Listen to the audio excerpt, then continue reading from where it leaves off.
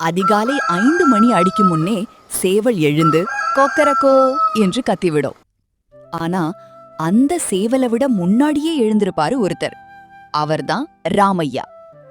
ஊர்ல யாராவது ராமையா எங்கேன்னு கேட்டா வயல்ல இருப்பார், சந்தையில இருப்பார், மாட்டுக்கு புல்லு அறுத்துட்டு இருப்பார், இப்படி ஏதாவது பதில் வரும். ஆனா வீட்டுக்குள்ள உட்கார்ந்திருக்காருன்னு மட்டும் யாரும் சொல்ல மாட்டாங்க. அவ்வளவு உழைப்பாளி. ராமையாவுக்கு முருகன் என்ற மகன் இருந்தான். முருகன் நல்லவன்தான், ஆனா கொஞ்சம் அப்பாவி. அவங்கிட்ட ஒரு விஷயம் சொன்னா அத நம்புறதுக்கு முன்னாடி யோசிக்க மாட்டான். நம்பிக்கை பிறகுதான் யோசிப்பான். இப்படி அப்பாவியாக இருந்த முருகனுக்குத்தான் ராமையா பெண் பார்த்து கொண்டிருந்தார். என் பையனுக்கு அழகான பொண்ணு மட்டும் போதாது, அறிவுள்ள பொண்ணா இருக்கணும். பல இடங்களில் பார்த்த பிறகு மீனாட்சி என்ற பெண்ணை பார்த்தார்கள். அமைதியான குணம், அளவான பேச்சு, கூர்மையான அறிவு. முதல் சந்திப்பிலேயே ராமையாவுக்கு பிடித்து போனாள். இந்த பெண்ணு தான் என் வீட்டுக்கு ஏத்த மருமகள். சில நாட்களில் திருமணம் நடந்தது. ராமாபுரம் கிராமமே விழாக்கோலம் பூண்டது. முருகனுக்கு சந்தோஷம் தாங்க முடியவில்லை. அப்பா, இப்போ எனக்கும் கல்யாணம் ஆயிடுச்சு. அடே, கல்யாணம் ஆனது உனக்கு தான், ஊருக்கே தெரியும். தினமும் சொல்லிட்டு தெரியாத. திருமணம் முடிந்து மீனாட்சி மருமகளாக வீட்டிற்குள் வந்தாள். வந்த முதல் நாளே வீட்டிலிருந்த அனைவரையும் கவனமா பார்த்தா. யார் எப்படி பேசுறாங்க, யார் எப்படி யோசிக்கிறாங்க, எல்லாத்தையும் அமைதியா புரிஞ்சுக்கிட்டா. ஆனா அந்த வீட்டுல ஒருத்தருக்கு மட்டும் இந்த மருமகள் வரவு பிடிக்கல. அவர் ரங்கை, ராமையாவோட தம்பி. வெளியே பார்த்தா சிரிச்சுக்கிட்டே இருப்பார். ஆனா மனசுக்குள்ள என்ன திட்டம் ஓடுதுன்னு அவருக்கே தெரியாது. இந்த பொண்ணு சாதாரணமா தெரியலையே, ரொம்ப புத்திசாலியா இருக்கா போல. மீனாட்சியும் ரங்கையாவை பார்த்ததும் ஏதோ புரிஞ்சு கொண்டாள். மனதிற்குள், இந்த மாமாவோட சிரிப்புல கொஞ்சம் அதிகமான இனிப்பு இருக்கு, அதனால்தான் கொஞ்சம் கவனமா இருக்கணும். அவள் நினைத்தது சரிதான். ஏன்னா அடுத்த சில நாட்களில் ரங்கையா செய்ய போகும் வேலை முழு குடும்பத்தையும் அதிர்ச்சியில் ஆழ்த்தப் போகுது. ஆனா அவருக்கு தெரியாத ஒரு விஷயம் இருந்தது.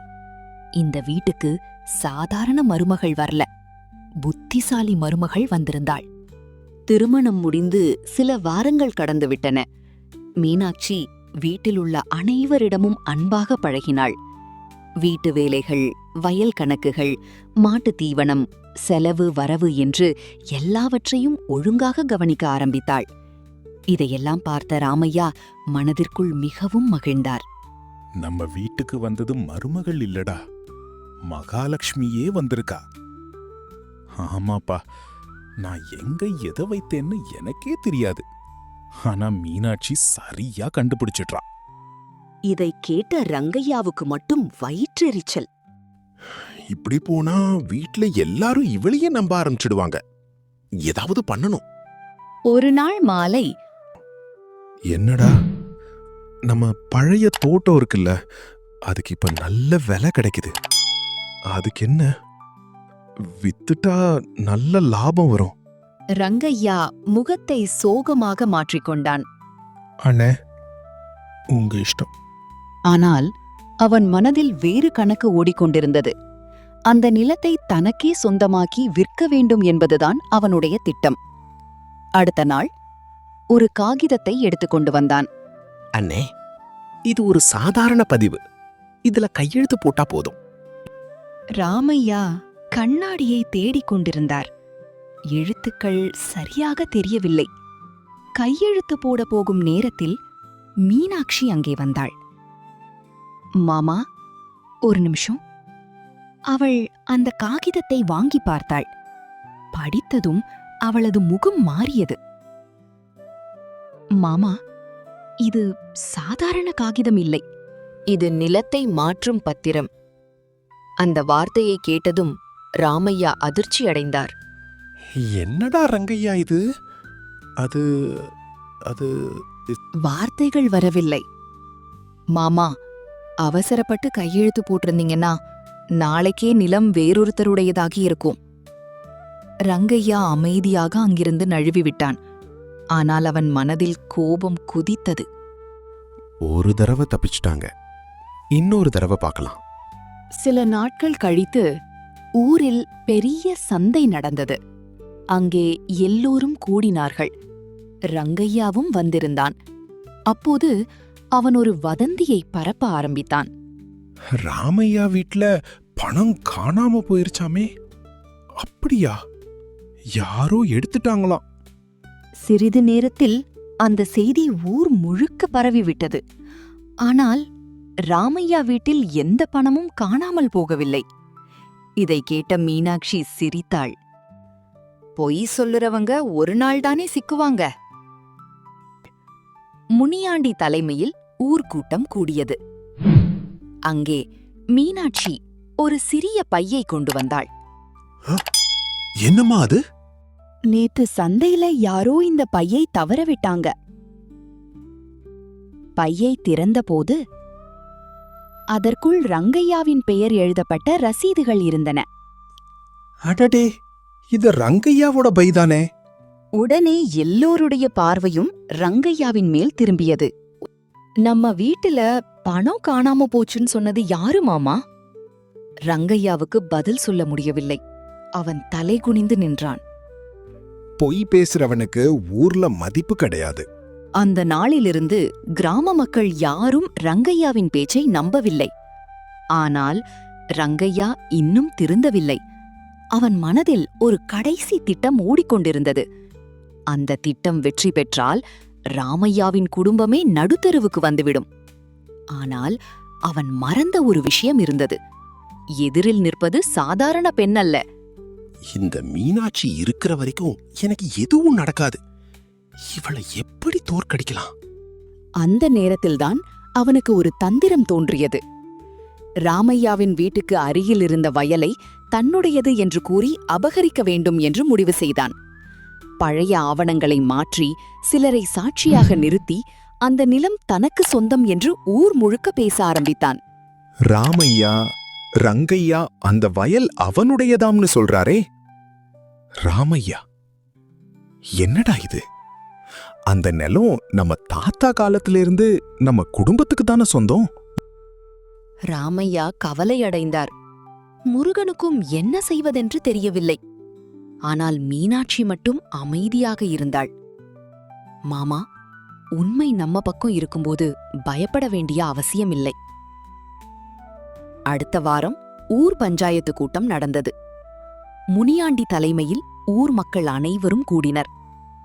ரங்கையா நம்பிக்கையுடன் வந்திருந்தான். இந்த நிலம் என்னோடது.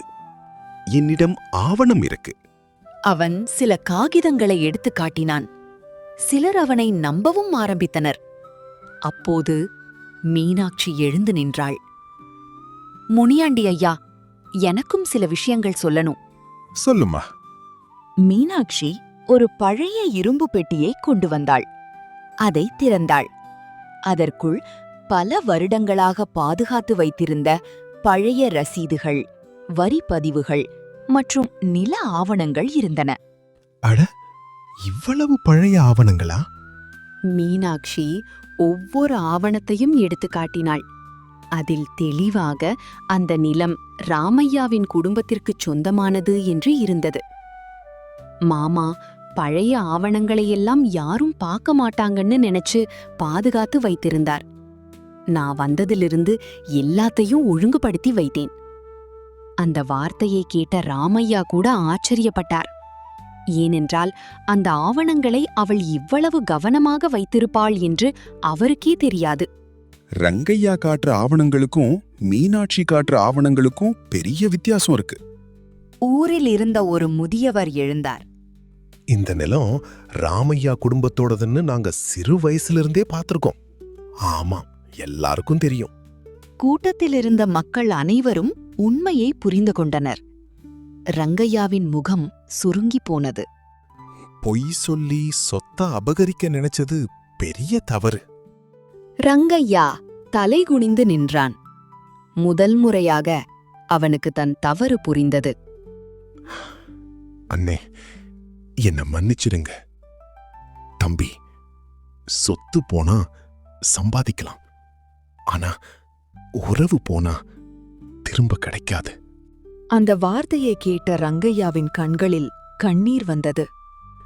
நான் இனிமேல் இப்படி செய்ய மாட்டேன். அன்று முதல் ரங்கையா மாற ஆரம்பித்தான். குடும்பத்தோடு ஒற்றுமையாக வாழ்ந்தான். அந்த மாலை வீட்டில் அனைவரும் உட்கார்ந்திருந்தனர். அப்பா, நம்ம வீட்டை காப்பாத்தினது நானும் இல்ல, நீங்களும் இல்ல. அப்போ யாரு? நம்ம மீனாட்சி தான். எல்லோரும் சிரித்தனர். மீனாட்சி வெட்கப்பட்டு தலைகுனிந்தாள். உண்மைதான். என் வீட்டுக்கு வந்தது ஒரு மருமகள் இல்ல, ஒரு புத்திசாலி மகள்.